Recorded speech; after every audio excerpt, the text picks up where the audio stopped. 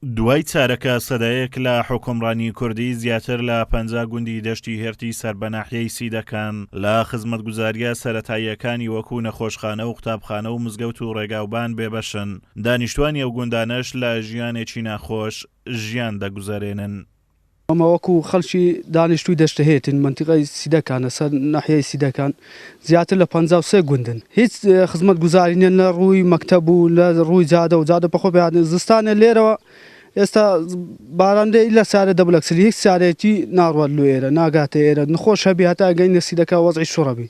ئێستاش وەکو مەکتەبمان هەیە بە خۆمان دروست کردێ سەری ئاخە.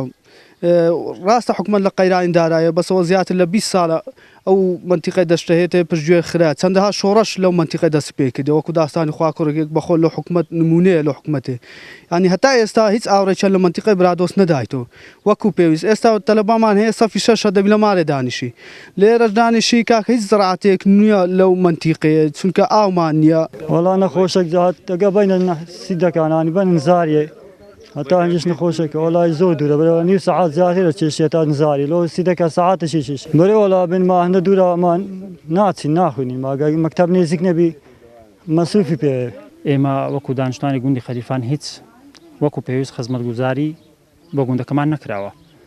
سەرەڕای ئەم خزمەتگوزاریش ڕێگامان زۆر خراپە تقریبا 10 کیلۆمتر ئێمە ئەگەر بیتە زستان هیچ لازمانە دەرناس سیارە دەرناچین خۆشێکمان هەبی هەتا ئەگەین نەخۆ سیدەکان احتمالە جان لە دەست بدە. داوا لە حکومەتەکەین هاوکاریمان بکەن ئەم ڕێگە بۆمان چا بکەن و قوتابخانەشمان وەکو پێویست نیە قوتابخانێکمان بەخۆمان دروست کردێ وەکو خەڵکی گوند هاوکارین کردێ قوتابخانەمان دروست کردێ. ئێستا هەتا 6 لە 6 تەلەبەکانمان بستنە گوندینە خوارێ 10 کیلۆمتر 15 کیلۆمتر بڕۆن بە زستانە بە بەفەر.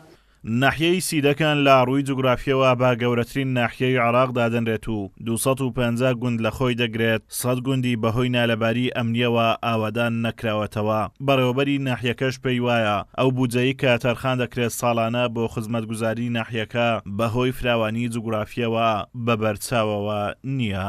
حکومەوەیکە ناحیەی سیدەکان سنوورێکی زۆر بەرفراوانەوە بەپێی ئەو بودجەی کە ساڵانە تەرخان ئەکرێتن بۆ ئاوادانکردنەوەی زیاتر بە خزمەتگوزاری ڕەنگە بەهۆی فراوانی جوغرافیایی کە ناحیەی سیدەکان بە گەورەترین ناحیەی عێراق لە ڕووی جوغرافیەوە هەژمارەکرێ ڕەنگە زۆر بەبەرچاوە نەبێتن.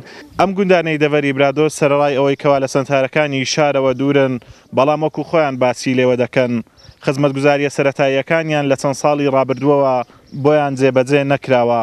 ئازاد و مەراوەی کەناڵی ئاسمانی پەیام دەڤەری برادۆست.